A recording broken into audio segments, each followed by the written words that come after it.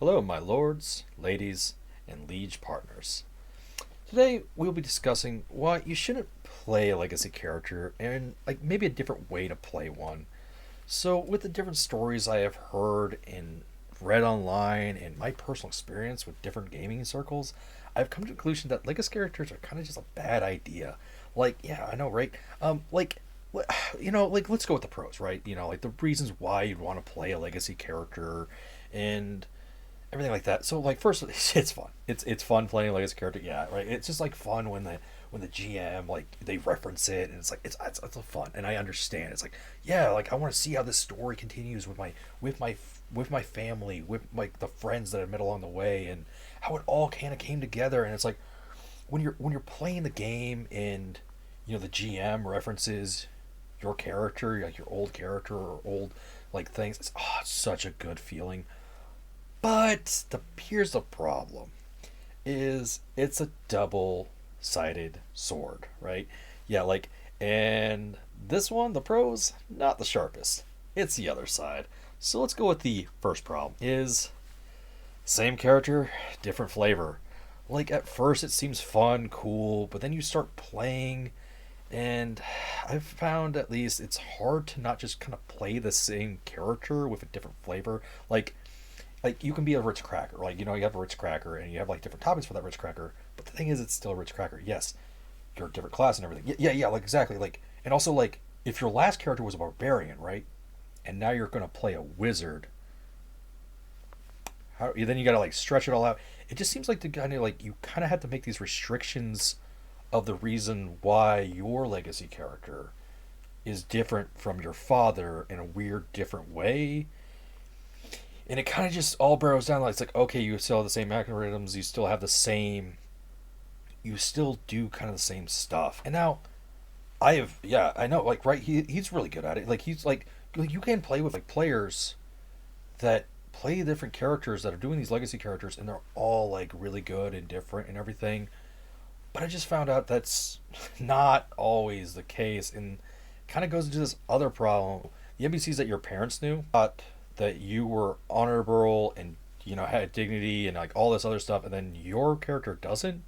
like why would these NPCs interact with your character, right? Why would they do that? like and why would your parent interact with your character if that's also the case? So then you're just not doing with what you would want to do with your legacy player anyways. So why play your legacy character? You're just putting weird constrictions that don't need to be there, and you could just do that while not playing a legacy character. Also, it's the only way I've kind of seen it, oh, maybe that could work is, you want to play your last character was evil, right? And so you're going to play a character that's good and try to right the wrongs of your family and everything else, but you could just do that while not playing legacy character. You could just do that in your backstory. You just do that and everything else, and kind of goes into the second problem is players will feel left out, even legacy characters and non-legacy characters. What I mean by this, is if a one person is a legacy character, then everybody kind of has to play a legacy character. The players that don't play a legacy character will feel left out. I don't think the best GM could fix this problem. I have really good GMs. I really do. I'm really blessed with a bunch of good GMs and a lot of games, and this just always happens. It's just a thing that will happen. It just will. I've read online about this happening to players, asking for help. How do you bring it up? And it's awkward, right? It's awkward. How do you bring this up that they're not interacting with your character? It's impossible to bring up, right? Yeah, exactly. And then the simple reason is that this is now, when there's legacy characters, it's now just part two. It's just part two of the book. It's part two of their family book. It's not part. It's not the second campaign. It's just part two of their book. It's not about the other people.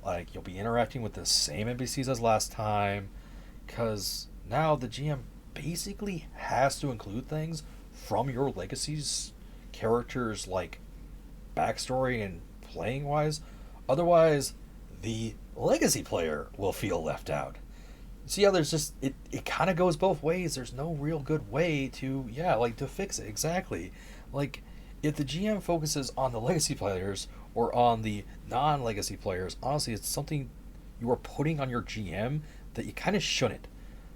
Like, now I know what you're thinking. Doesn't it just make it easier for them if all the characters are legacy players? Hell no.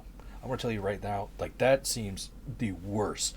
That means that like literally you could go to this town. They're like, oh, you're going to go to this town. And you're like, oh, we've been to this town, but my father went to this town, and we met Flippity Flop. Yeah, Flippity Flop was there, and he was an elf, so he might still be living there. We should go talk to him because yeah, he really helped our other characters out. And you're like, shit.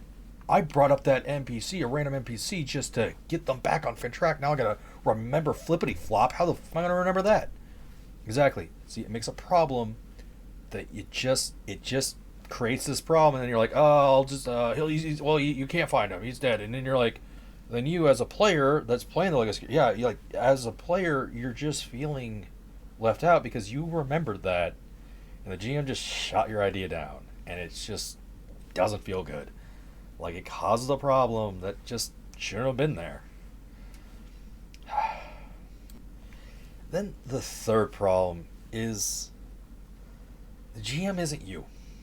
The GM, now your character is an NPC, and the GM doesn't know what you kind of felt like, what you were playing with, that like what you thought their ideals were like they can't read, like, yeah, exactly, they can't read your mind.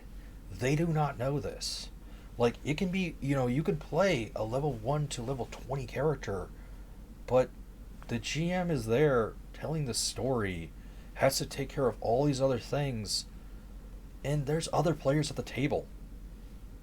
They're not going to get those little aneurysms right. They're not going to get that little things that you do that makes your character, and when they don't do that while they're being an NPC, you just kind of feel like, that's not quite right, and it just feels weird. It feels weird, and it's not the GM's fault, and it's not even your fault that you feel that way. You just have emotional connection to that character, and now you're going to be interacting with that NPC all the time because they're your parent. Like they're, you're a legacy character. Like you're going to be interacting with that character all the time, and so you're going to feel that every single time. And it's like you can bring it up, like it's now an NPC. Like you don't really have say in it anymore. It's not your character anymore. It's the DM's NPC. You gave that up. Like you kind of give that up when you're not playing it. Like after the game's over, it's an NPC now. Like we all understand that part. Like if you don't want that to happen, then you'd be like, okay, I want you to kill off my character right after this. Well, then you're not playing a legacy character. Like, what's happening here? So the fix is kind of a simple one. Don't play legacy characters. We'll see you next time. I'm just joking. I'm just joking. I know. I was just joking with them. I think I actually do have a solution. I think. Like, yeah. Like, so basically it's to skip a generation. Like, you can't play your, like, and what I mean by skip generation is the next player that you have to add an NPC there that's kind of the, moderation. So it's like, even if it is the next game, I think this would still work. I don't know for certain. I've never played it or tried it yet. So like, if it's their grandfather, then it's not like, oh, you're going to be interacting with your grandfather every single day. Like, no, you'll be interacting with your parent, your NPC, and also there's going to be that distance of time. Yeah, that distance of time where it kind of spaces out. Like, oh, well, that person, like then when that person has died, Flippity Flop has died. Oh, well, that makes sense. It was my grandfather's friend. Like I heard about that story, and it's like, would your grandfather really tell you about Flippity Flop that he helped you out in that one town? Like, like, oh, you can try to roll for it and see if he did, but like, yeah, it makes sense if he's not there. Like you don't feel as bad because again, you're 2 generations down. Like it's like okay when these things happen, and it feels better. Like honestly, one of my favorite times playing was when I was playing my third legacy. Oh my god. And then I met my grandfather, who was one of my old legacy characters, and it didn't matter. It didn't matter how the GM played it. That was the best interaction I've ever had with a legacy character because it felt good. It felt like, oh yeah, like they changed, like, okay, I want to see where they been at and everything.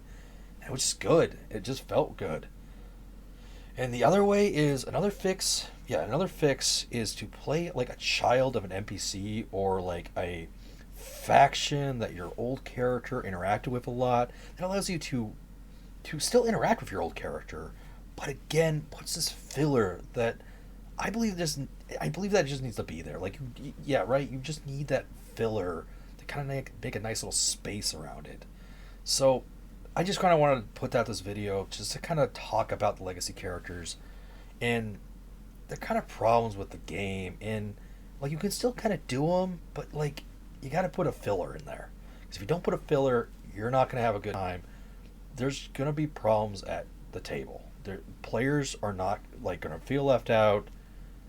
They're going to have a problem. So that's what I recommend, is putting some type of filler between legacy characters. So anyways, see you next time. Keep living, partners.